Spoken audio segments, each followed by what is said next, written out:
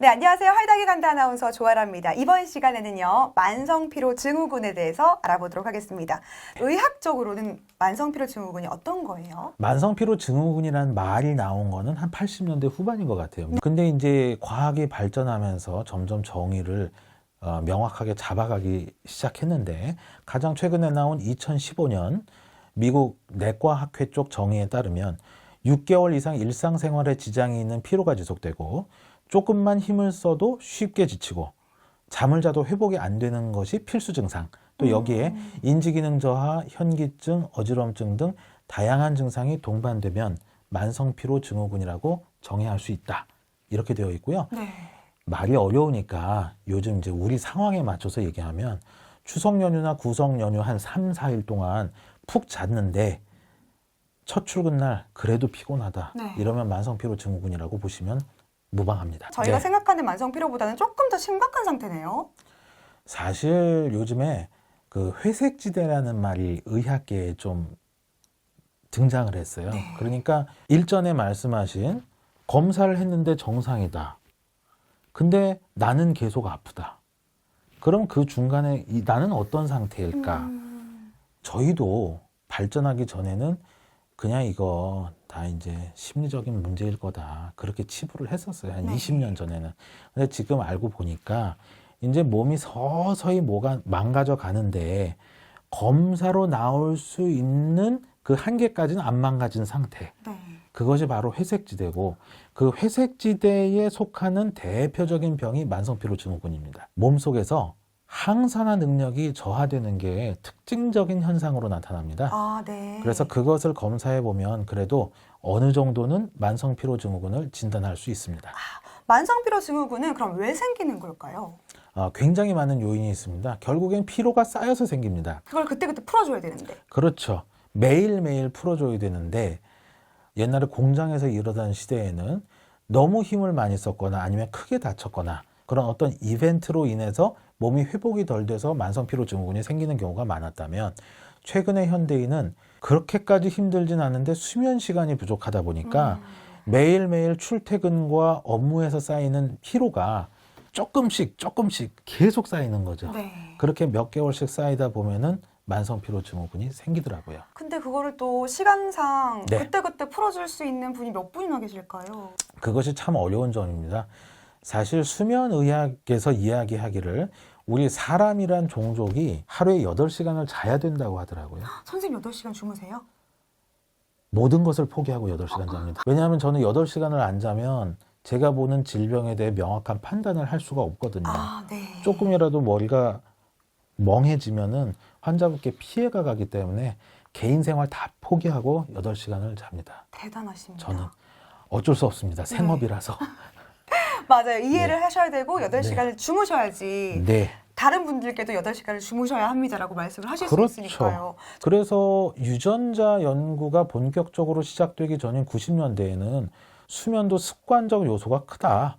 그래서 사람마다 그 필요한 수면의 시간이 매우 다양하다. 뭐 6시간도 있고 7시간도 있고 어떤 사람은 9시간이기도 하고 네. 그다음에 뭐 필요하면 내가 수면 습관을 조정을 해서 일찍 잤다 늦게 잤다 할 수 있다. 이렇게 생각을 했었는데 유전자 연구가 진행되면서 다 거짓말이었을 것이다라고 생각을 하고 있습니다. 그래서 만성 피로는 그때그때 풀어줘야 되는데 수면의 질과 양이 너무 현저히 떨어진다라고 예. 말씀을 하셨는데요. 예방할 수 있는 방법, 해결할 수 있는 방법은 뭐가 있을까요? 평일에 수면 시간을 줄이더라도 6시간 반은 마지노선으로 확보를 하셔야 됩니다.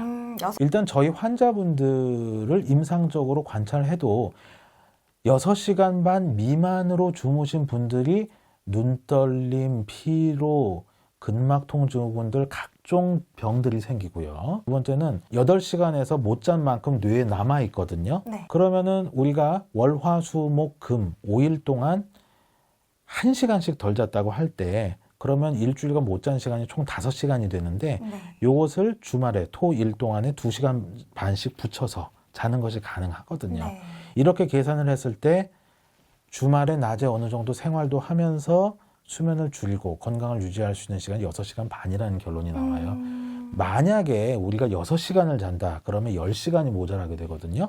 그럼 주말에는 8시간 더하기 5시간씩 총 이틀 동안 26시간을 자야 되는데 현실적으로 불가능합니다. 그렇죠. 그때그때 빨리 네. 채워줘야겠네요. 네.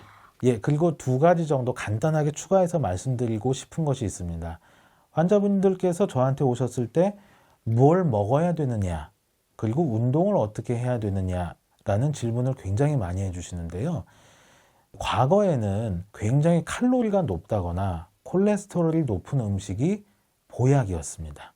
그래서 우리가 전통적으로 삼복때 먹는다든지 스태미너 음식이라고 하는 것들 보면은 뭐 삼계탕, 장어구이 그런 것들인데 전부 다 콜레스테롤과 칼로리가 매우 높습니다. 네. 하지만 현대는 이미 영양이 과잉된 사회이기 때문에 그런 것은 현대인에 있어서 보약이 되기는 어렵습니다. 현대인에 있어서 보약 역할을 하는 것은 항산화 능력이 굉장히 풍부한 식품들인데요. 대표적인 것이 브로콜리, 꼬마 양배추, 적양배추, 케일, 토마토 이런 것들이 다 맛없는 것들이네요. 아, 그렇죠. 네, 맛이 없습니다. 네, 네. 정을 붙이고 먹어야죠, 그냥. 맞아요. 그리고 네. 그게 또요. 네. 먹다 보면요 달아요. 네. 그 다음에 또 하나 부딪히는 게 운동 문제인데요. 우리가 흔히 사회에서 건강을 지키기 위해서 사람들이 하는 게 먼저 운동, 그 다음에 먹는 거, 그 다음에 그냥 남는 시간에 잠 이렇게 하고 계시거든요. 근데 순서가 완전히 거꾸로더라고요. 네. 먼저 잘 만큼 자고 그 다음에 아까 말씀드린 음식을 좀 많이 먹고 남는 시간에 강도 있는 적절한 운동을 해서 그래서 시간도 세이브하고 네. 체력도 보충하고 그렇게 하시는 것이 현대인으로서는 가장 나은 길이 아닐까 생각됩니다. 수면이 가장 중요하다. 예. 네, 알겠습니다. 오늘 푹 자겠습니다. 이렇게 만성피로 증후군의 예방법과 해결법 많이 주무시는 겁니다. 질 좋은 숙면 네. 그리고 양 네. 6시간 반은 채워주셔야 되고요. 네. 그때그때 보충해 주셔야 되고요. 오늘 만성피로 증후군에 대해서 말씀해 주셨고요. 다음 시간 마지막 시간입니다. 만성 두통에 대해서 이야기 나눠보도록 하겠습니다. 허브신경과의 이한승 선생님과 함께했습니다. 고맙습니다. 감사합니다.